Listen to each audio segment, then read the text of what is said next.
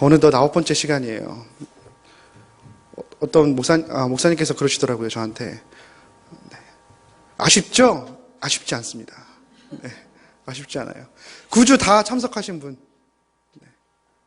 훌륭하십니다. 저는 선물은 없지만 하나님께서 주시리라 믿습니다. 오늘 말씀을 통해서 이제 마지막으로 제가 기독교 교육 이제 마지막으로 무엇을 강조하고 무엇을 이야기하고 그리고 마치고 내려가야 될지 고민을 많이 하게 됐어요. 그래서 고민하던 중에 에베소서 6장 4절 말씀이 저의 눈에 탁 들어왔어요. 요새 서신서 보기가 너무 힘들어요. 교과서 보듯이 막 이렇게 기독교 교육에 관련된 막 자료들을 찾으려니까 서신서 보기가 너무 어려운 거예요. 근데 오늘 말씀이 제가 예전에 설교할 때 어린이 주일날 제가 저녁 예배 때 설교했던 이제 본문이에요, 본문은. 그런데 제가 설교하는데 보니까 이렇게 이야기했더라고요. 오늘 말씀에 에베소서 6장 4절 말씀인데 그 후반 말씀을 좀 보여주세요. 말씀을 보여주시면 저 뒤에 부분만 강조를 했었죠. 주의 교훈과 훈계로 양육하라. 이거에 대해서 굉장히 강조를 했습니다.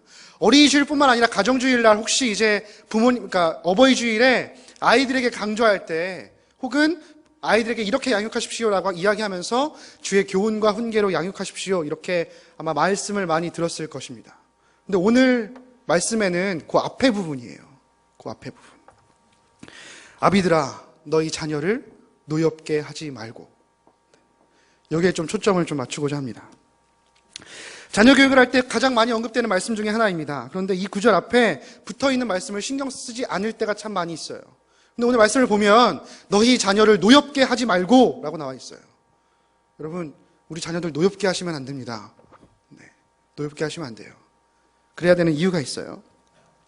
결국에는 오늘 말씀에 주의 교훈과 훈계로 양육해야 되는데 그 주의 교훈과 훈계가 무엇이냐, 바로 성명훈 집사님께서 기도해 주셨던 그것처럼 바로 이것인데 그것은 하나님의 말씀으로 가르치는 것입니다. 이것이 벗어나서는 안 되겠죠. 그런데 우리는 하나님의 말씀으로 가르치기보다는 제가 계속해서 누누이 이야기했을 때 내 욕심으로 혹은 내 교육관으로 우리 아이들을 가르치고 있다는 사실입니다. 여러분, 그래서 제가 좀 공격적인 단어를 썼어요. 다음 페이지에 넘겨주시면 복수당하는 부모. 여러분, 복수당하는 부모, 좀 이렇게 말이 좀 섬뜩하죠. 여러분의 자녀를 노엽게 하다가는 복수당하십니다. 이게 제가 이야기한 게 아니라요. 어떤 교수님께서, 전성수 교수님이라고 이제 그분이 논문을 쓰신 게 있는데 제가 그걸 이렇게 수업을 들은 적이 있어요. 그런데 복수당하는 메커니즘이 있다는 거예요. 이게 정확하게 자세하게 이야기하면 굉장히 오랜 시간이 걸리기 때문에 간단하게 이야기하면 이런 거죠. 부정적으로 아이들에게 자극을 주잖아요. 그러면 부정적인 의식이 생기고 그리고 무의식이 생깁니다. 그 무의식이 결국에는 성격으로 만들어져요. 아이에게. 그리고 반대로 이야기할 때 긍정적인 자극을 주면 긍정적인 무의식을 갖게 되고 그것이 결국엔 성격으로 다시 바뀌게 됩니다. 둘 다 똑같이 성격으로 바뀌게 되는데 우리가 긍정적인 것을 주느냐 부정적인 것을 주느냐, 이것은 나중에 큰 부메랑이 돼서 우리에게 돌아온다는 사실이죠. 여러분, 점점 아이들에 대해서 놀이치료 혹은 음악치료, 이런 거, 그림치료, 이런 것들이 굉장히 요새는 이제 부흥을 이루고 있잖아요. 아시죠? 요새 이제 아이들에 대해서 이야기할 때 놀이치료, 음악치료 혹은 그림치료 혹은 요새 TV에도 방영되잖아요. 우리 아이가 달라졌어요. 불과 몇 년 전만 해도 이런 것들이 있었습니까, 여러분? 없었습니다. 없어도 잘 지냈어요. 없어도 잘 지냈고, 없어도 부모님을 잘 공경할 줄 알았고, 없어도 이렇게 폐륜아들이 나오지 않았습니다. 그런데 요새는 엄청난 폐륜들이 저질러져요. 그렇죠. 그래서 제가 제목을 이렇게 지었어요. 복수당하는 부모들. 여러분, 스트레스가 자극이 되면요, 그것이 나도 모르게 성격이 되는 거죠. 성격이 되다 보면 이것이 나중에 표출되게 되어 있어요. 여러분, 그러죠. 우리 아이가 이상해요. 이럴 나이가 아닌데 왜 이렇게 됐죠? 부모님 책임입니다. 우리 아이가 그럴 아이가 아닙니다. 아니에요. 부모님께서 그렇게 하셨기 때문에 아이들이 그렇게 되는 거예요. 왜냐하면 가정에서 제일 많이 만나는 아이들, 그리고 이 부정적인 그 의식 혹은 긍정적인 의식이 언제 생기냐면 2, 3세 때 생긴다 그래요. 2, 3세 때. 그렇게 되니까 2, 3세 때 아이들이 학교 갑니까? 유치원 가나요? 그렇지 않아요. 부모님들과 만나고 있고 그 가운데 이것들이 친밀하게 긍정적인 그런 무의식들이 그리고 성격이 이렇게 생성되지 않으면 결국에는 공격을 당하게 되어 있어요. 그래 놓고서는 이러죠. 우리 아이가 이렇게 될 아이가 아닌데 왜 그렇게 됐을까? 탓을 할 때 환경 탓을 하고 세상 탓을 합니다. 내 탓은 없어요. 그렇게 될 때가 참 많이 있죠. 두 아들이 있다고 가정해 보도록 하겠습니다. 한 아들은 커서 살인을 저질렀어요. 교도소에 있어요. 근데 한 아들은 부모님 밑에서 크는데 늘 스트레스를 받고 살아요. 어떤 스트레스를 받냐면 늘 둘째 아들이 힘들어하는 거예요. 집을 나가겠다. 엄마 아빠는 날 이해 못한다. 그러면서 PC방에 있고 도박을 일삼고 이렇게 산단 말이죠. 교도소에 있는 아들이 편할까요? 아니면 엄마 아빠 밑에서 있는 아들이 편할까요? 둘 다 힘든 건 마찬가지겠지만 차라리 마음 편한 건 교도소에 있는 아들이에요. 여태까지 그렇게 쌓아왔던 스트레스들이 결국에는 표출이 된다는 사실입니다. 우리 아이가 때가 되면 PC방에 가거나 혹은 어떤 사춘기가 됐기 때문에 그럴 것이다. 그렇지 않습니다. 그것은 우리의 핑계일 뿐이에요. 여러분, 우리의 삶을 돌아보면 우리도 청소년기를 겪었잖아요. 세상이 그렇게 만든 것이 아닙니다. 결국에는 부모들이 그렇게 만들었어요. 그래서 오늘 결론은 이것입니다. 우리 가정 안에서 회복하고 신앙을 물려주는 일, 이것이 회복될 때야말로 우리 아이들이 회복될 것이다. 이것입니다. 그렇다면 내가 어떻게 자녀를 노엽게 할까요? 그래서 내가 자녀를 노엽게 한다고? 그 문제 두 가지를 한번 지적해 보려고 합니다. 첫 번째, 애착의 문제예요. 자녀가 원하는 것은 사랑과 돌봄입니다. 그런데 사랑과 돌봄을 받지 못하기 때문에 아이들이 스트레스를 받고 노엽게 만들게 되는 사실이죠. 여러분, 소나 말은 태어나서부터 걸을 수 있고 그리고 알아서 젖을 먹으러 찾아가요. 그렇죠? 찾아갑니다. 그러나 사람은 그렇게 될 수가 없어요. 엄마 아빠가 찾아가야 하고 끝까지 그 아이가 젖을 먹을 수 있도록 계속해서 돌보아 줘야 합니다. 여러분, 그거는 욕구입니다. 욕구. 그렇죠? 욕구예요. 당연한 욕구예요. 프로이드가 이야기할 때는 구강기라 그래서 이 입에서 충족되지 못하면 스트레스를 받아요. 그래서 구강기라 그러죠. 혹은 항문기, 이렇게 배설을 하면서 막 기분이 좋아지는 거예요. 그럴 수가 있나? 그럴 수 있답니다. 아무튼. 그래서 이 아이가 배설을 하면서 더 재미를 느끼기 위해서 항문을 조였다 뺐다 이렇게 하면서 이렇게 살살 이렇게 빼는 그것도 굉장한 욕구 충족이 된다 그래요. 아무튼 그렇습니다. 그런데 그런 당연한 욕구임에도 불구하고 그것이 충족되지 못하면 어떤 상태가 발생되냐면, 여러분, 배고프면요. 어때요? 배고프면 짜증납니다. 배고프면요. 최악의 상황에 우는 사람도 있어요. 저처럼. 먹을 걸 안 주면 울어요, 저도. 슬프잖아요. 욕구가 충족이 안 되면 정말 이걸 어떻게 해야 돼요? 그렇죠? 젊을 때 성욕, 이거 좀 이상하다고 생각하실지 모르겠지만 이것이 충족되지 않으면 너무나도 어렵습니다.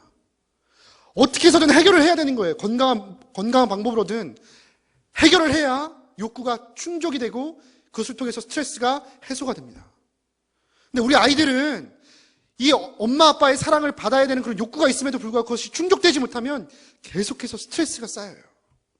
밥을 못 먹는 것처럼 혹은 커서 성욕을 해소하지 못하는 것처럼 그렇게 스트레스를 받게 되어집니다. 그렇게 되면 건강하게 다음 단계로 발달할 수가 없어요. 그래서 고착이 일어납니다. 그러니까 그 가운데 어려움이 있죠. 어려움이 있고 가운데 상처가 생겨지기 마련입니다. 결국에는 우리가 잠깐의 그런 아이들을 놓음과 동시에 혹은 포기함과 동시에 이런 많은 것들이 아이들에게 스트레스로 작용이 됩니다. 그렇게 되면 결국에는 그 하나의 나의 행동으로 아이들이 상처를 받고 나의 뇌 안에 무의식 안에 그것이 저장되게 돼요. 저장되게 되면 그것이 쌓이고 쌓여서 요새 뭐라 그랬죠 그거? ADHD 아시죠? 장애가 생기기도 하고 혹은 어떤 불안감이 생기기도 하고 혹은 나중에 게임에 빠지기도 하고 가출을 일삼게 되기도 하고 충족할 수 있는 것들이 없기 때문에 이 상황 가운데 헤어나오려고 자기가 발버둥을 치게 됩니다. 그러나 방법은 없죠. 부모님과의 관계가 애착이 잘 이루어지지 않으면 이런 사태가 발생이 됩니다. 애착이 있어야 돼요. 우리 아이들을 바라봤을 때 끝까지 사랑할 수 있는 마음, 그리고 포기하지 않는 마음 있어야 합니다. 나의 분노가 아이들에게 그대로 적용되고 그 분노가 그대로 적용되어서 우리 아이에게 그것이 싹트고 있다면 그것만큼 위험한 것은 없어요. 그것만큼 크게 나에게 부메랑으로 다가오는 것은 없습니다. 아이가 배신한 게 아니라 이미 부모님들이 배신을 하신 거예요. 애착의 문제 때문에 그래서 자녀를 노엽게 하기도 합니다. 두 번째로 발달에 맞지 않는 공부. 여러분 이런 거 많이 들어보셨죠? 아이가 준비되지 않았어요. 준비되지 않았는데 아이에게 시킵니다. 그런데 아이들은 하게 됩니다. 왜 하게 되냐면 이게 첫 번째 문제와 관련되어 있어요. 아이들은요 부모님의 사랑을 받고 싶어 해요. 본능적으로. 그렇기 때문에 엄마 아빠가 시키는 것에 있어서 내가 하지 않으면 엄마 아빠의 사랑을 못 받기 때문에 억지로 하게 되는 거죠. 그렇게 되니까 계속 악순환이 되는 거죠. 악순환이 되면서 아이는 할 수밖에 없어요. 부모님의 사랑을 받기 위해서.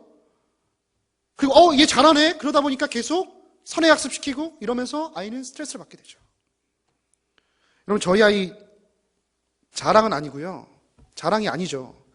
몇 살 때 일어섰냐면요. 돌 한참 지나서 그러니까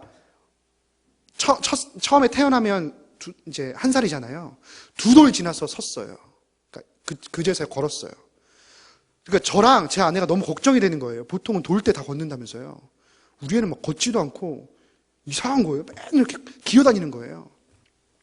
그랬죠. 그래가지고 저희 어머니랑 이제 얘가 왜 이렇게 안 걷냐 걱정하실 정도로 그렇게 됐죠. 그런데 어떤 목사님께서 저에게 위로를 해주시더라고요. 아니 평생 걸을 거 좀 안 걸으면 어때? 네? 그렇잖아요. 평생 걸어 다닐 거 그냥 뭐 2살 되든 그러니까 2돌 되더라도 2돌 됐는데 안 걸어 다닌다고 걱정할 게 없다고 알아서 다 걷는다고 괜히 이렇게 세워가지고 막 애 힘들게 하지 말고 그냥 지가 알아서 걷게 놔두라고 그 말이 맞더라고요.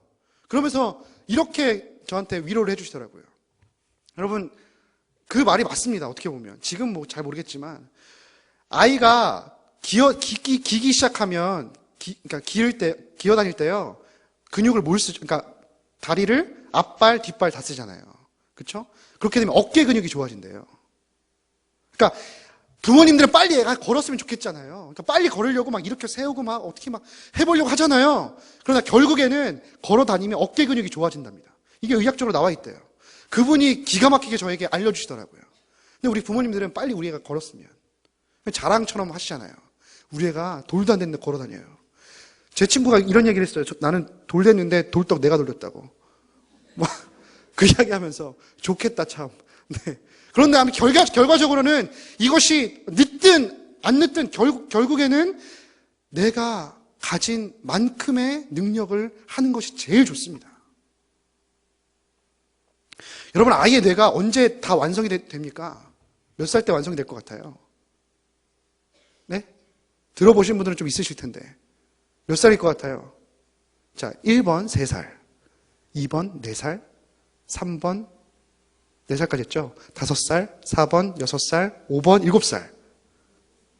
7살도 안 돼요, 사실. 7살 때 뇌의 90%가 생성된대요. 그리고서 또 이제 10% 남았어요. 그런데도 불구하고 우리 이제 아이들에게 가르치는 거 너무 많죠. 한글 가르쳐야 되죠.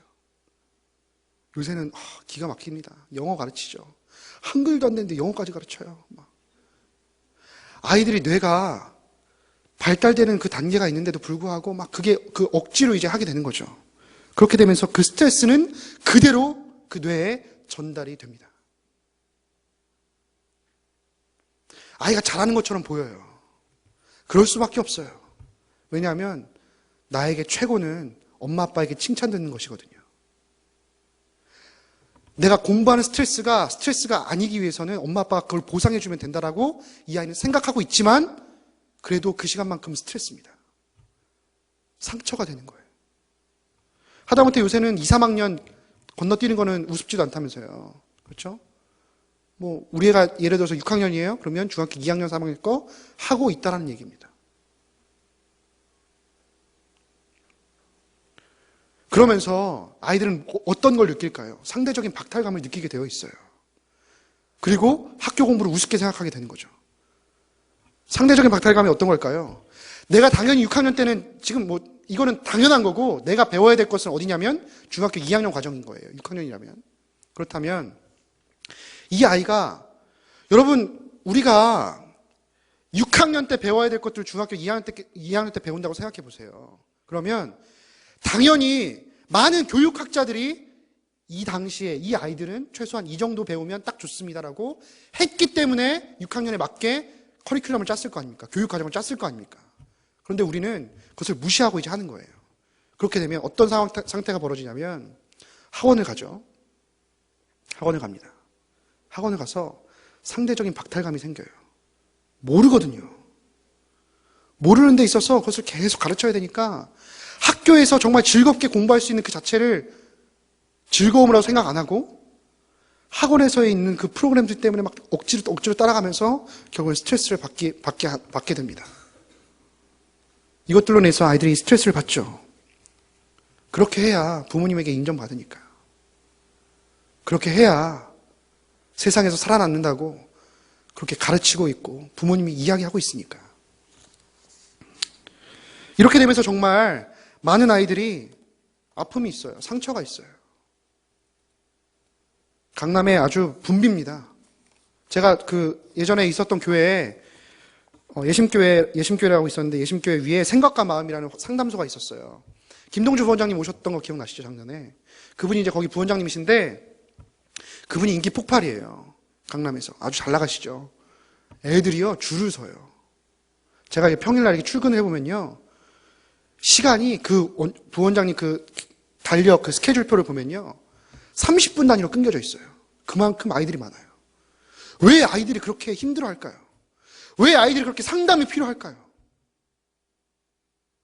그만큼 욕심이 많기 때문에 그렇습니다. 부모님들이. 우리 아이들을 노엽게 하고 있는 거예요. 이것을 어떻게 이 분노를 해결하지 못하니까 이 아이들이 그 작은 아이들이 힘들어하고 괴로워하고 그러면서 아파하고 있다는 사실입니다. 여러분 우리가 흔히 이야기할 때 유대인이 교육을 잘 받고 그 다음에 유대인의 교육이 훌륭하다라고 이야기를 하잖아요. 여러분 유대인이 머리가 좋을까요? 좋습니까? 좋은가요?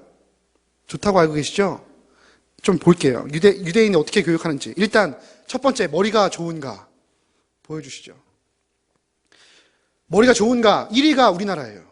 놀랍죠? IQ가 106입니다. 평균. 그런데 이스라엘은 45위예요. IQ는 94밖에 안 됩니다. 실제로 IQ는 우리나라가 더 높아요. 교육열이 높습니까?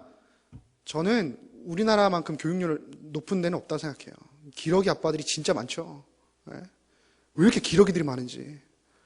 기러기 아빠들만 보더라도 치맛바람만 보더라도 강남 8학군 혹은 요새는 강서 8학군, 강북 8학군 다 있어요. 아무튼 이런 식으로 막 학군 따지면서 교육열이 얼마나 높습니까? 말할 게 없는 게 저희 아버지, 저희 어머니도 그랬으니까요. 저는 유치원 때부터 버스 타고 다녔어요. 무서우신 분이세요. 아무튼 버스 타고 제가 기억하기로 40분인가 50분인가를 버스 타고 다녔어요. 혼자. 불쌍하죠. 어떻게 40, 50분을 유치원생을 버스를 태우고 보낼 수가 있어요. 아무튼 그리고선 버스를 타고 다녔고 초등학교도 그렇게 다녔어요. 왜냐하면 병설 유치원이었거든요. 그러니까 아무튼 그 동네에 계속 넌 거기 있어야 된다라고 이제 말씀하셨나 봐요. 그래서 뭐 저 먼데도 불구하고 4학년 때까지 계속 버스를 타고 다녔어요. 근데 버스를 타고 다니는데 저 어렸을 때는 그쪽 가는 이제 그 버스가 충남대, 카이스트 뭐 이렇게 대학생들이 많아가지고 이제 콩나무실에 애가 껴있는 거예요, 이렇게. 근데 그래 다행인 게 밑에는 좀 비어 있잖아요. 그쵸? 조금 해가지고 게다가 유치원 때는 요금도 안 내요. 그러니까 엄마가 어떻게 하셨냐면요. 그때 저를 너무 믿으셨는지 버스 정류장에서 저를 태워보내고 어머니는 그냥 편안하게 집에 돌아가셨어요. 기가 막히십니다, 아무튼. 그렇게 유치원을 보냈어요. 그래서 저 혼자 막 유치원 때 버스 혼자 타고 다니는 적 되게 많았어요. 지금 생각하면 되게 신기한데, 그랬습니다. 그만큼 교육열이 높아요. 여러분, 그리고 세 번째로 보면 교사 수준이 유대인이 높을까요? 그렇지 않아요. 여러분, 요새 교사 임용고시? 그게 얼마나 힘든지 여러분 아시죠? 쉽지가 않아요. 그만큼 공부를 하지 않으면 갈 수가 없게 지금 시스템이 되어 있습니다. 그러니까 교사 수준도 높죠. 교육열도 높아요. 게다가 머리까지 좋아요. 그런데 신기한 건 우리나라 노벨상 몇 명 받았습니까? 부끄러워요. 1명 받았어요. 평화상 그것도. 여러분 유대인이라고 직접 밝힌 사람이 몇 퍼센트나 되는지 아십니까? 노벨상의 22%를 나 유대인이요라고 밝힌 사람이 22%예요. 게다가 유대인이라고 밝히지 않았지만 유대인들까지 합치면 30%가 넘는다고 합니다. 그리고 우리가 흔히 이야기할 때 대학에 좋은 대학들이 있는 리그를 뭐라고 하냐면 아이비 리그라고 그래요. 그렇죠? 그 아이비 리그의 대학 중에 속한 그 그룹들을 따져보면 유대인들이 30% 이상이에요. 거기도. 그러니까 엄청난 비율을 차지하죠. 왜 노력도 아니고 그러면 머리가 좋은 것도 아니고 그렇다고 교사 수준도 높은 것도 아닌데 왜 그런 걸까? 여기 이제 문제가 있잖아요. 그렇죠? 그래서 그걸 좀 이제 이걸 좀 찾아보고자 합니다. 그래서 좀 유식한 말로 따지면 이런 건데 결국엔 똑같아요. 이것이 무엇이냐면 바로 헤브루타라는 단어입니다. 헤브루타. 그 헤브루타라는 단어를 보여주시면 그 뜻은 이런 거예요. 짝을 지어 질문하고 대화하고 토론하고 논쟁하는 것, 즉 뭐냐면 이야기하는 것입니다. 이야기하는 것. 여러분 이야기라는 소재가 굉장히 재밌어요. 그 유대인 회당이나 학교에 가면요 둘씩 대화하거나 이렇게 토론하는 그런 시간들이 굉장히 많다 그래요. 대화하는 시간도 굉장히 많고 실제로 유대인들은 일주일에 한 번은 식사 시간이 몇 시간이면요 여러분 놀라지 마십시오. 5시간이랍니다. 5시간. 식사 시간만 5시간. 밥을 먹고요. 그다음에 이야기를 하고요. 예배도 드리고요. 말씀도 읽고요. 아무튼 이런 식으로 해가지고 아무튼 일주일에 한 번 최소한 5시간 정도의 시간을 투자해서 아이들과 함께 식사를 합니다. 예전에 EBS에서 나왔던 밥상머리 교육? 이게 있었어요. 그렇죠? 아무튼 그런 거든지 아무튼 이런 거든지 똑같이 보면 결국에는 이 식사하면서 이야기 나누는 이것이 얼마나 중요한지 몰라요. 여러분 우리 교회가 정말 좋은 게 있어요. 바로 이야기하는 교회라는 거예요. 여러분 이걸 가정으로만 조금만 가지고 가더라도요. 굉장한 효과를 얻을 수 있습니다. 그런데 이제 저희가 그걸 못하는 거예요. 뭐죠? 변형 혹은 적용 이런 걸 잘 못해요. 그러니까 셀 모임은 기가 막히게 잘합니다. 너무 재밌잖아요. 셀 모임 잘 되는 데는요. 한 2-3시간 막 웃다가 끝나요. 보면 되게 부러워요. 정말 대체 무슨 이야기를 하시길래 저렇게 웃으시나. 혹시 교육자를 씹으시는 건 아니신지. 아무튼 그러다가 아무튼 이것저것이라도 아무튼 재미있어요. 그렇죠? 내 이야기를 할 수 있다는 것, 내 이야기를 들어줄 수 있다는 것, 이것만큼 재미있는 게 없어요. 예를 들어서 예수님께서 이렇게 이야기하시죠. 하나님은 사랑이십니다. 이렇게 이야기했어요. 그걸 이야기하는 것보다 돌아온 탕자 이야기를 하십니다. 이야기를 하시는 거죠. 그 이야기를 하심과 동시에 하나님은 사랑이시라는 것을 모두가 이해하게 되는 거죠. 와닿게 됩니다. 하나님은 사랑이십니다. 아무리 강조해도 그냥 이야기 하나, 돌아온 탕자 이야기 하나로 인해서 아버지의 마음이 그런 마음이야. 이것으로 인해서 감동이 됩니다. 여러분 우리 그 교회에서 제가 멋모르고 첫 새벽 기도 설교였어요. 첫 새벽 기도 설교였는데, 제가 몇 년 전에 그 모스트라는 그 영화가 있어요. 체코 영화인데, 모스트가 체코어거든요. 그걸 바꾸면 다리라는 영화입니다. 다리 아시죠? 제가 그걸 아는 척을 하고 막 그거에 대해서 막 이야기하듯이 막 이렇게 설명을 했어요. 그랬더니 목사님이 딱 그러시더라고요. 그거 우리 봤어. 네, 그러시더라고요. 얼마나 민망했는지 몰라요. 근데 제가 그때 그 체코 영화를 몇 년 전에 학교에서 봤어요. 봤는데, 여러분 생각해 보십시오. 기독교적인 그런 마인드로 사실은 만들어진 영화가 아니에요. 아닙니다. 그런데 성금요 기도회 때 학교에서 이제 그거를 이제 상영을 했어요. 그걸 보는데, 우리 어떤 마음이 드냐면, 하나님 아버지의 마음이 느껴지는 거예요. 그렇죠? 누가 이야기하지도 않았어요. 이야기하지도 않았는데 그 다리라는 영화 혹시 모르시는 분들을 위해서 일단 다리를 이렇게 들어주는, 기계로 이렇게 들어주는 역할을 한 아버지가 있어요. 아들이랑 아버지랑 같이 놀러 갔는데, 그러니까 이제 일하러 갔는데 아버지가 딴 일을 하면서 다리가 안 들리니까 아이가 갔다가 거기에 걸린 거예요. 톱니바퀴에. 그래서 아버지가 그걸 보고 기차를 살리기 위해서는 아들을 포기해야 되고, 아들을 살리기 위해서는 기차를 포기해야 되는 거예요. 결국은 기차를 살리기 위해서 아들을 포기합니다. 그러면서 그 아들을 보면서 막 이렇게 안타깝게 울고붙이죠.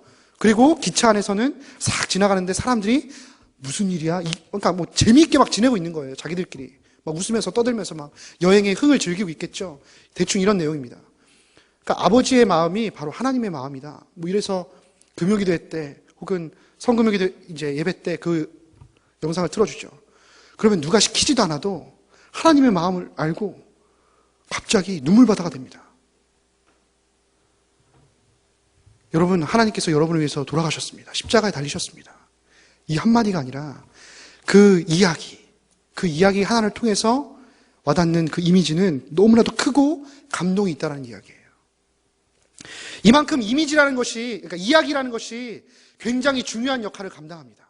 근데 우리는 아이들과 이야기하기보다는 기계적으로 할 때가 많아요.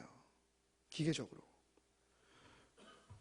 아이들의 관심사에 대해서 귀 기울여 듣기보다는 숙제했니? 오늘 학교는 재밌었니? 기계적으로 물어보는 거죠. 그러다 보니 이야기라기보다는 네, 아니요. 여기에서 그치고 오늘 별일 없었니? 다 늘 이렇게 그렇게 물어보시니까 없었어요. 이러면 끝나는 거예요. 있었음에도 불구하고. 정말 중요한 것은 우리 가운데 정말 그 이야기가 충분하게 있어야 된다는 사실입니다. 여러분, 아이들과 함께 이야기를 나누십니까? 대화를 나누십니까? 이것은 정말 중요한 것입니다. 이야기를 나누기 위해서 여러분 셀 모임에서 어떻게 하십니까? 셀1의 다른 상대방의 말을 듣기 위해서 우리는 귀 기울여 들어요. 그러나 정작 우리 아이들이 이야기할 때는 귀 기울여 듣는지 우리를 돌아봐야 하겠습니다. 셀 모임할 때는 정말 나의 마음에 있는 이야기를 다 이야기해요. 우리 아이들 앞에서는 나의 마음에 있는 이야기를 다 이야기하십니까? 내가 아이들을 가르친다 하면서, 내가 아이들에게 사랑을 준다 하면서 그 사랑에 대한 표현을 충분하게 하고 있느냐, 이것에 대한 문제는 아마 아닐걸요. 이렇게 대답하지 않을까 싶습니다. 여러분 보면 유대인의 교육 비결, 대한민국과 이스라엘 좀 비교해 보겠어요. 대한민국은 이렇습니다. 외우고 시험 보고 잊어버리고. 그렇죠? 기가 막힙니다. 외우고 시험 보고 잊어버리고. 또 외우고 시험 보고 잊어버리고. 그러니 나중에 아는 게 없어요, 별로. 이스라엘 짝을 지어 질문하고 대화합니다. 좀 달라요. 대한민국은 듣는 교육을 합니다. 그러나 이스라엘은 묻는 교육을 한다 그래요. 대한민국은 성적을 가지고 판가름합니다. 그렇죠? 그러니까 스펙도 결국에는 점수 내기예요. 점수 내기. 예를 들어서 직장에 들어가기 위해서는 얼마 전에 나왔는데 탭스 몇 점 이상이어야 어디 삼성에 간다. 탭스 몇 점 이상이어야 어디에 간다. 뭐 이런 식으로 이야기하죠. 결국엔 성적이에요, 성적. 그러나 이스라엘은 실력을 이야기합니다. 대한민국은 하나의 정답을 요구하고 있습니다. 그러나 이스라엘은 다양한 해답을 찾고 있어요. 대한민국은 외적인 동기가 있어요. 특별히 부모님이죠. 그렇죠? 너 커서 뭐 될래? 이렇게 해야 되는 거 아니야? 그러나 이스라엘은 내적인 동기를 가지고 있습니다. 굉장히 비슷한 것 같으면서 다르게 되어 있어요. 비슷한 것 같으면서 다르게. 여러분, 그런데 우리가 헤브루타 좀 어렵잖아요. 그런데 우리는 이미 하고 있다니까요. 하고 있어요. 단지 그때가 딱 정해져 있을 만큼만 되어 있습니다. 넘겨주세요. 우리가 알고 있는 헤브루타의 예가 있습니다. 첫 번째, 엄마가 태중에 임신을 한 다음에 아이에게 책을 읽어주는 것.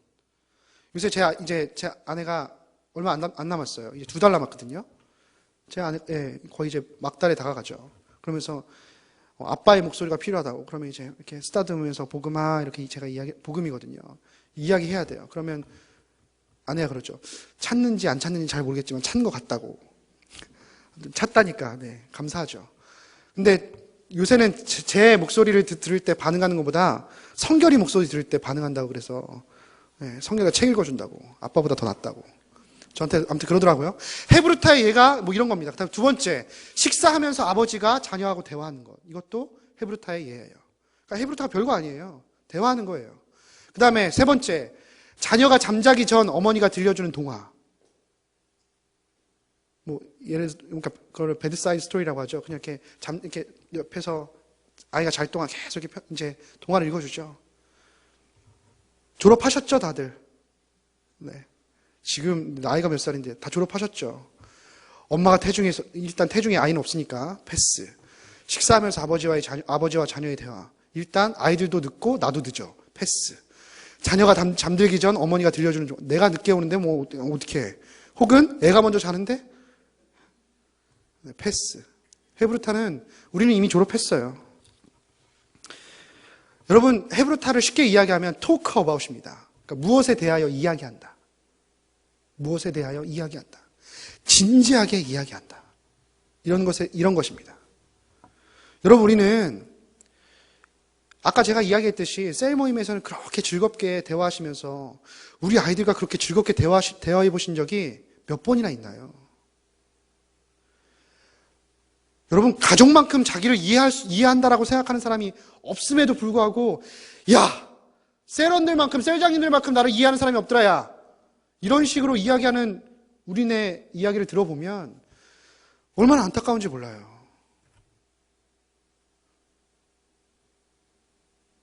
결혼 셀장님이랑 하셨어야 돼요. 그죠? 그러면 결혼 내 셀원들이랑 했었어야 돼요. 결혼 마을장님들이랑 하셨어야죠. 여러분, 정말 우리가 친밀하게 지내야 되는, 친밀함이 가장 먼저 돼야 되는 그 가정이 회복되지 않은 후에 그 가정의 문제를 가지고 셀원으로 와가지고 힘들어하고 속풀이하고 다시 가정에 가서 힘들어. 이러고 있는 계속 연속되는 그런 사건들을 보면서 우리가 안타까워하고 있지 않다라는 사실을 먼저 우리가 생각해야 됩니다. 가정이 회복되지 않았어요. 진짜 우리 셀원들만큼, 우리 셀장님만큼 나를 이해해주는 분이 없어. 그리고 가정에 가서 사역하는 거예요. 막. 사역한다라고 생각하는 거죠. 그러니 얼마나 힘듭니까? 여러분, 헤브루타는 다른 것이 아닙니다. 진지하게 그것에 대해서 이야기하는 것. 여러분, 하나님께서는 우리와 진지하게 이야기하기를 원하십니다. 예수님은 우리와 진지하게 이야기하기를 원하셨어요. 여러분, 이야기가 얼마나 사람을 확 바뀌게 하시는지 모릅니다. 예를 들어 볼까요? 다윗 이야기인데요. 다윗이 바세바와 간음을 했죠. 그리고 나서 나단이 찾아왔어요. 당신 간음했습니다! 이렇게 이야기하지 않았어요. 어떤 부자가 있는데, 부자가 손님이었어요. 손님이 왔는데, 암양 하나 있는 그 목동의 것을 빼앗아다가 잔치를 이제 했어요. 그러면 어떻게 합니까? 그랬더니 다윗이 막 화를 내면서 그런 놈이 있냐고, 당장 죽여야 된다고 이렇게 이야기하죠. 그럴 때 나단이 이렇게 이야기합니다. 그것이 바로 그 사람이 바로 당신입니다. 그 이야기를 들은 순간 다윗은 엎드릴 수밖에 없었어요. 엎드릴 수밖에 없었어요. 그만큼 이야기가 효과적이라는 사실이죠. 여러분, 우리 아이들과 이야기할 수 있도록 해야 됩니다. 우리의 자녀들과 이야기가 계속해서 될 수 있도록 우리가 노력해야 돼요. 왜 셀 모임, 셀 예배에서는 그렇게 노력하시면서 혹은 제자반, 성장반, 확신반 이럴 때는 나의 마음을 확 열기 위해서 그렇게들 노력하시면서 왜 내 자녀들 앞에서는 내 마음을 열지 않고 이야기하지 않고 내 속마음을 드러내지 않고 네가 원하는 게 뭐니? 나는 마음 열지 않고 이렇게 한다면 우리 아이들이 얼마나 힘들어할까요? 셀 모임처럼, 최소한 셀 모임처럼만 하더라도 우리 아이들이 이야기할 수 있지 않을까요? 최소한 속마음을 그렇게 부모님이 드러낸다면 우리 아이들이 이야기할 수 있지 않을까요? 저는 그렇게 생각합니다. 그렇기 위해서 최종적으로 제가 9주 동안 이야기하면서 그러면 결과적으로 이제 내가 9주 동안 기독교 교육에 대해서 들었는데 그러면 우리가 해야 될 것이 무엇인가? 이 숙제가 있지 않습니까? 그래서 제가 이야기할 때 이것은 바로 가정의 헤브루타를 회복해야 된다는 사실입니다. 가정의 헤브루타가 뭐냐면 가정의 예배가 회복되어져야 합니다. 여러분, 우리는 가정 예배를 늘 연초에 기도 제목으로 삼아요. 그러다가 다음 해가 되면 또 기도 제목이 됩니다. 하는 둥 마는 둥 하다가 힘들어져요. 왜 힘들어지는지 한번 생각해 봅시다. 첫 번째로 저는 그거를 먼 데서 찾지 않았어요. 하늘꿈 연동교 우리 교회에서 찾았어요. 여러분, 우리 교회가 좋은 이유가 있어요. 힌트는 제가 살찌는 이유입니다. 밥을 잘 먹어요. 일단 만나면 일단 밥을 먹잖아요.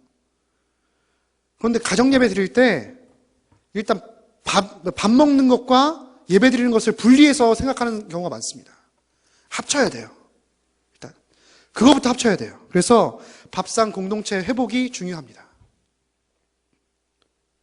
밥상 공동체 회복이 얼마나 중요한지 몰라요. 그래서 우리가 흔히 이야기할 때 그것을 우리가 이제 한때 이야기했을 때 뭐 밥상머리 교육 이렇게 이야기했잖아요. 아무튼 뭐가 됐든 좋아요. 결국에는 함께 식사하는 것 이것만큼 중요한 것이 없다는 사실이에요. 근데 식사하면서 우리의 풍경을 보면 일단 TV는 끄셔야겠죠. 그죠? TV를 끄면 썰렁하십니까? 네, 뭐부터 이야기해야 될지 잘 모르실 때가 많아요. 그러나 과감하게 TV는 끄셔야 됩니다. 그리고 있었던 이야기를 좀 나눴으면 좋겠어요.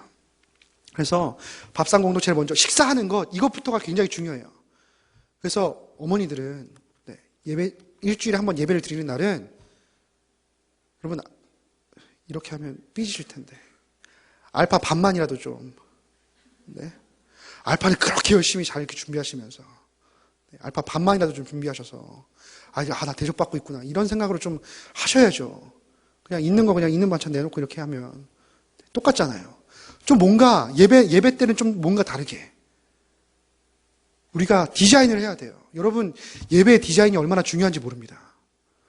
여러분 예배 똑같은 것처럼 보이잖아요. 교육자들은 죽어나요. 진짜 그 예배에 대해서 어떻게 디자인해야 많은 사람들이 감동을 받을까? 어떻게 해야 많은 사람들이 집중할 수 있을까? 이럴 때 이걸 빼야 또 여기에 더 집중할 수 있지 않을까? 이런 고민들을 많이 합니다. 정작 우리는 가정예배 어떻게 하지? 일단 성경 읽기 전에 찬송을 하고 기도를 하고 기도는 대표 기도로 돌아가면서 하고 말씀 일단 한번 읽고 그 다음에 우리 기도 제목 나누고 기도하고 끝? 이거 아니야? 야 됐네 이렇게 하면 되지. 가정예배 힘들게 할 필요 없어. 그냥 간단하게 하면 돼. 이러다가 늘 연초 계획이 또 돼버리죠. 예배를 디자인하셔야 돼요. 부모님은 기도하실 거면 최대한 디자인 하셔야겠죠. 아이들이 함께 좀 꿈꿀 수 있도록. 그래서 그 식사 시간이 좀 즐거운 떠드는 대화 시간이 되어야 합니다. 여러분 제가 제자반 식사하면서요 너무나도 즐거울 때가 있어요. 제가 제자반 하면서 참 재밌는데 아무튼 지방 방송이든 뭐든 아무튼 막 왁자지껄 떠들면서 막 신나게 먹습니다. 그 분위기가 얼마나 좋은지 몰라요. 그러면서 속마음 다 이야기하고 너는 어떻네 이렇게 일주일 동안 어떻게 지냈네 난 이게 힘들었고 이게 좋았고 이런 것들을 이야기하죠. 왁자지껄 떠드는 분위기가 너무 좋은 거예요. 그럼 집에 가시면 어떻게 하십니까? 그냥 입은 먹는 데만 쓰지요. 그렇게 되면서 대화는 사라지고 결국은 아이들도 먹는 자리가 불편한 거예요. 빨리 밥 먹고 그냥 방에 들어가는 게 마음 편하죠. 나도 그냥 빨리 밥 딱 다 먹고 아이가 다 먹었으면 다 먹었어? 들어가 공부해. 들어가 숙제. 이걸로 끝나지 않습니까, 우리는? 그게 대화의 전부예요. 우리가 정말 이야기하고 있는지 한번 돌아봤으면 좋겠어요. 그래서 세 번째로 우리 집은 이야기가 있습니까? 입니다. 우리 집에는 보통 어떤 이야기를 하십니까? 아이가 커가면요, 처음에는 어린이집에서 어떤 일이 있었어? 뭐 어떤 친구랑 만났어? 이런 이야기 하죠. 그러다가 저도 이제 성결하고 좀 친해지면 이제 야, 요새는 여자친구 안 바뀌었어? 바뀌었어요. 걔는 날 안 좋아해요. 뭐 이런 식으로 다 얘기합니다. 그랬던 아이들이 좀 자라면 사춘기라고 이야기를 안 한다고요? 그렇지 않아요. 우리 아이들을 말 못하게 우리가 막았을 뿐입니다. 그렇게 만들었을 뿐이에요. 아이들이 그렇게 알아서 된 게 아니에요. 우리가 그렇게 만들었을 뿐이죠.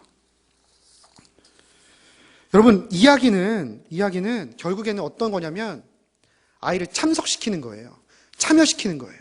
제가 일례로 저번에 한번 말씀드렸죠? 뭐였냐면 너는 나를 봤을 때 어떤 동물이 생각나니? 그렇죠? 이게 이야기입니다. 아이들이 참여하잖아요. 그리고 엄마가 확 깨닫습니다. 아, 내가 이랬구나. 그러면 너는 내가 어떤 동물이 됐으면 좋겠니? 이야기입니다. 이런 동물이 됐으면 좋겠어요. 깨닫잖아요. 이미지가 확 오잖아요. 아, 내가 이렇게 지내야 되는구나. 이렇게 아이에게 해야 되는구나. 알잖아요. 그렇죠? 이런 이야기들이 늘 제가 알려줘야 되는 건 아니잖아요. 그렇죠? 여러분이 노력하셔야 돼요. 세런 한 사람 마음을 그렇게 돌이키기 위해서 셀장님들 그리고 막 세런들 누가 시키지도 않는데 간식을 막 가져오시고 이렇게 하시잖아요. 그 정도 준비라면 우리 아이들에게 충분하게 아이들에게 할 수 있습니다. 상처받을 필요 없어요. 왜 내 이야기를 듣지 않지? 여태까지 그래 왔기 때문에 그런 거예요. 단지. 제가 그랬죠. 제일 늦었다는 시간이 제일 이른 시간이라고. 여러분, 지금 늦지 않았습니다. 그래서 가정의 헤브루타 예배가 회복되기 위해서 순서를 제가 한번 짜봤어요. 이대로 하라는 건 아니지만 제가 제 아내랑 좀 고민하면서 저희도 사실 가정 예배를 많이 못 드리거든요. 제가 바쁘다는 핑계로. 그래서 제 아내랑 어제가 아니죠. 월요일 날 급하게 짰어요. 어머니 급하게 짰는데 이렇게 하면 참 좋겠다. 그리고 그런 김에 우리도 한번 해봅시다. 이렇게 된 거죠. 여러분, 저도 시작이니까요. 여러분들 이제 시작하시면 돼요. 목회자도 이제 시작인데 여러분 이제 지금 시작하시면 됩니다. 일단 순서는 이렇습니다. 맛있는 식사 시간을 가져야 돼요. 네. 알파 시간 왜 재밌어요? 일단 먹이니까 그런 거예요. 그렇죠? 알파가 재밌는 이유는 그렇습니다. 제자반 왜 재밌어요? 먹으니까 재밌어요. 그렇죠? 일단 먹고 나니까 재밌죠. 맛있는 식사를 통해서 엄마가 너희들에게 내가 사랑을 주고 있다는 것을 일주일에 한 번이라도 좀 특별한 음식 늘 주던 거 말고 된장찌개 막 이런 거 말고요. 좀 너 뭐 먹고 싶니 한 번이라도 물어보세요. 좀 그러다가 갑자기 막 이상한 거 물어보죠. 이상한 거 말고 스파게티요. 나 못해. 이러지 마시고 인터넷 찾으면 다 된다면서요. 요새는 우리 집사님이 다 그러신대요. 오늘 제 아내가 나 요리학원 좀 보내달라고 그랬더니 저희 집사님들이 다 그러셨어요. 인터넷에 다 있어요. 기가 막히게 알려주셨어요. 여러분 인터넷에 다 있습니다. 스파게티 해주세요. 좀 먹고 싶다는데 특별한 요리로 아이들에게 맛있는 식사로 이것이 이미지인 거예요. 대화의 시작인 거예요. 왜냐하면 아이들이 내가 먹고 싶어하는 걸 엄마가 준비해줬구나. 지금 당장 모릅니다. 나중에 압니다. 알 거라는 기대는 일단 버리셔야 되는데 나중에 알게 됩니다. 따뜻하게 해주셨던 밥 한 끼, 내가 먹고 싶어 했던 거 딱 준비해서 예배드렸던 그 예배 기억나게 되어 있어요. 준비하십시오. 맛있는 식사. 다음 두 번째, 가족들 서로 축복하기. 저는요, 다니엘 청년부랑 수련회 갔을 때 이게 되게 좋았거든요. 30명의 아이들이 쫙 이렇게 둘러섰어요. 그러면서 서로를 형용사로만 이야기하는 거예요. 대신 칭찬하기. 형용사예요. 그러니까 예를 들어서 제가 제 옆에 저 광현이가 있어요. 광현이가 있으면 쭉 이렇게 돌아가는 거예요. 광현이에 대해서. 광현이 날씬한 칭찬입니다. 그러면 그 다음 사람이 믿음직스러운 이런 식으로 칭찬을 하는 거죠. 그러면 30명이면 30개의 칭찬이 되는 거예요. 그죠? 30개의 칭찬을 그때 어떻게 했냐면 원래 책갈피로 만들려고 했는데 우리 스케일 커가지고 아무튼 이따만 하트로 이렇게 만들어서 어떠어떠한 이런 식으로 쫙 쓰고 박광현입니다. 이런 식으로 이렇게 하나 해서 줬어요. 그랬더니 아이들이 되게 좋아하더라고요. 그러니까 부끄러우시면요 이렇게라도 하시면 돼요. 엄마, 아빠, 예를 들어 성결이가 있어요. 그러면 이번 한 주간 엄마, 아빠 칭찬하고 싶은 거 한 가지 그러니까 형용사로 예를 들어서 아빠가 나랑 잘 놀아줘서 좋은 그러면 이제 엄마가 뭐 이번에는 믿음직스러운 그러면 내가 감사합니다 이렇게 이야기하는 거죠. 그러면 아이가 하나 나를 칭찬해줬죠. 엄마가 나를 하나 칭찬해줬죠. 가족이 많을수록 좋아요. 그렇죠? 일단 저는 2명에서 끝나는데 이제 곧 3명이 되지만 여러분이 이제 많아지면 많아질수록 좋죠. 이런 식으로 아이들에게 칭찬 한 가지씩 듣고 또 아이들의 차례가 되면 내가 칭찬 한 가지씩 하고 그렇게 해서 가족들을 서로 축복하는 거예요. 어려우시면. 아니면 한 주간 엄마 아빠에게 좀 감동받았던 거, 좋았던 것 이런 거 한 가지. 내가 자녀에게 정말 사실 부모님의 입장에선 별로잖아요. 별로인 거 알아요. 알지만 그래도 그 중에서 좋은 거 한 가지 있을 거 아닙니까? 그렇죠? 그 한 가지 끄집어내셔서 속에는 막 이렇게 올라와도 그럼에도 불구하고 이번 주 월요일 그 중에서 월화수목금토일 중에 월요일은 좀 빨리 일어난 것 같아. 월요일 날 빨리 일어난 우리 아들 참 멋있는 것 같다. 이 한마디로 인해서 내가 칭찬 들었구나 알게 되는 거죠. 그래서 가족들 서로 축복하기 이걸 넣습니다. 그다음에 한 장 말씀 나누기가 있어요. 한 장 말씀 나누기는 이제 아이들이 좀 크면 좋겠지만 안 클 경우에는 어린이 성경을 좀 읽으시면 되고요. 어린이 성경 없으시면 좀 사셔야 됩니다. 혹은 아이들이 크면 저희는 이제 성결이가 이제 글씨를 이제 막 읽기 시작해서 이렇게 돌아가면서 읽거든요. 힘들어도 아무튼 읽어요. 일단 읽는데 막 글씨 이거 잘 모르는 거 있으면 엄마가 알려주시면 읽게는 해요. 읽으면서 성경을 읽게 합니다. 읽고 그리고 그 중에서 내가 그러니까 초등학생 아이들도 그 중에서 내가 눈에 띈 성경 구절 한 가지 발견하는 거예요. 찾는 거예요. 잘 찾고 이야기하고 나 이거 오늘 말씀 좋은 것 같다고. 없으면 없는 것대로 받아들이시고요. 일단 성경 읽는 것이 중요합니다. 그리고 일상 이야기를 나누는 것이죠. 여러분 우리가 살면서 일주일 동안 있었던 이야기를 과연 얼마나 대화를 할 거예요, 아이들이랑. 잘 이야기하지 못할 때가 많이 있어요. 그렇죠?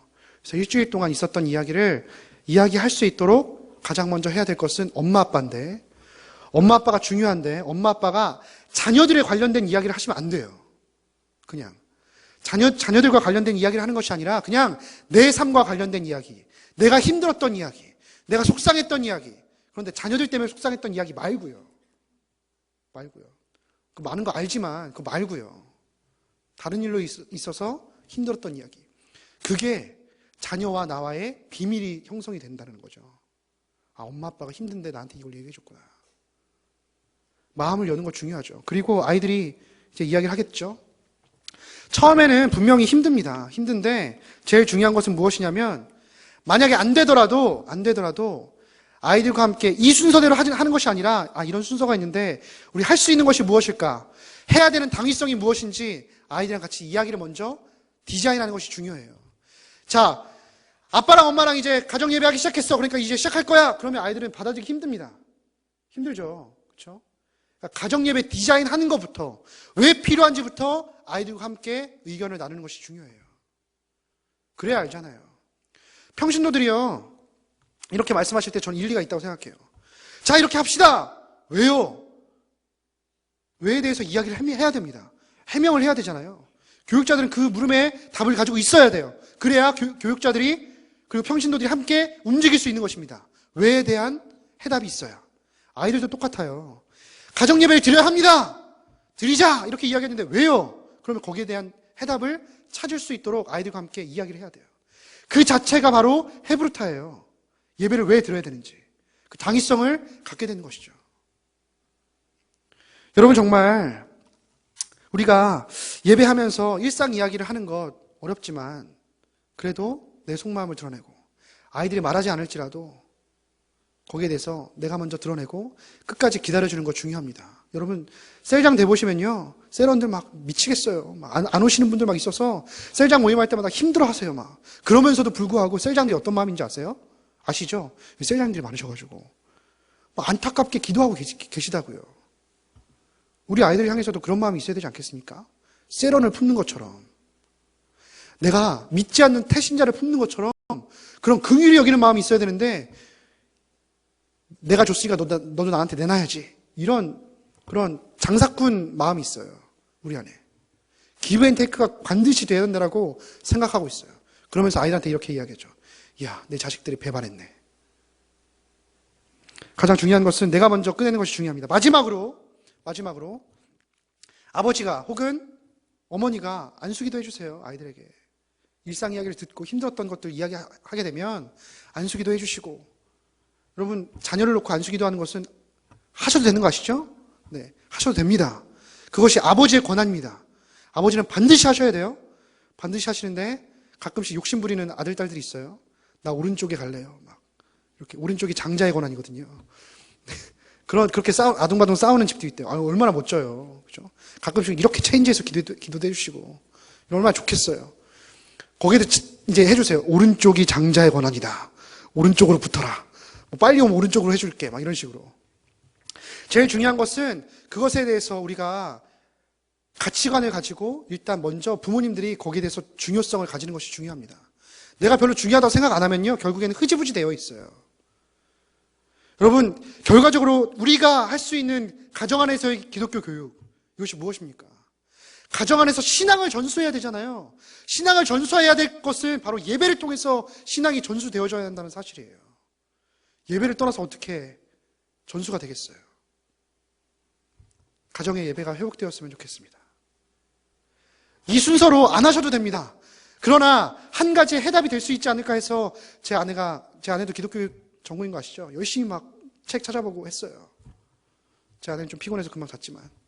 아무튼 그러면서 고민을 했는데, 이러면서 정말 아이들이 축복하고, 그 다음에 그 가운데 이야기가 계속해서 생성되고, 이를 통해서 아이들과 친밀하게 대화하고, 이를 통해서 신앙을 전수하게 되는, 정말 기독교 교육이 교회에서만 일어나는 것이 아니라 가정에서도 좀 일어나고, 이를 통해서 정말 우리 아이들이 이 세상에서 정말 감당하지 못한 아이들이 될 수 있도록 우리가 꿈꿔야 되지 않겠습니까? 가정에서 안 돼요. 우선 힘들어요. 포기하시면 안 됩니다. 가정 예배만큼은 포기하시면 안 돼요. 결단하셔야 돼요. 반드시 하셔야 되는 것이 바로 가정 예배입니다. 여러분, 우리의 삶이 예배라면서요. 우리의 삶이 예배라면 그것을 가르치기 위해서, 우리 아이들에게 가르치기 위해서 가정 예배를 물려주는 것이 정말 중요합니다. 여러분, 힘든 거 알아요. 시간 맞추기가 어려운 거 알아요. 그러나 정말 그것이 중요하다면 반드시 하게 되어 있습니다. 여러분, 직장 왜 가십니까? 중요하기 때문에 갑니다. 학교 왜 가십니까? 학원 왜 가십니까? 왜 애들을 보내야 합니까? 중요하기 때문에 보내야 한다고 생각해요. 여러분, 가정예배 정말 중요합니다. 그렇기 때문에 모여야 합니다. 그렇기 때문에 모여야 합니다. 그럼 학원보다 중요한가요? 시험보다 중요합니까? 혹은 회사의 업무보다 중요합니까? 그런 것은 없어요. 그렇다면 우리는 세상에 육에 속한 사람들인 거예요. 겉으로는 영에 속한 사람들이라고 이야기하면서 속으로는 육에 속한 사람들인 거예요. 예배가 회복되지 않으면 우리에게 미래가 없습니다. 우리의 자녀들에게 미래가 없어요. 우리가 무엇을 전수할 수 있겠습니까? 나의 부족함 그대로 아이들에게 보여주어야겠죠. 나도 이렇게 고민하고 있단다. 나도 이렇게 어렵단다. 그러나 우리 함께 기도하자. 함께 나누자. 이 나눔이 교회 안에서의, 그리고 가정 안에서의 다시 한번 부흥을 일으키게 되는 불씨가 될 줄 믿습니다. 9주 동안 들으시느라고 고생하셨습니다. 이제 우리가 해야 될 것은 바로 예배 회복입니다. 더 이상 말씀드릴 것이 없어요. 가장 중요한 것은 이제 우리가 결단해야 되는 때입니다. 예배 회복하셔서 예배 꿈꾸셔서 우리 아이들이 예배를 통해서 회복되시기를 주님의 이름으로 축원합니다.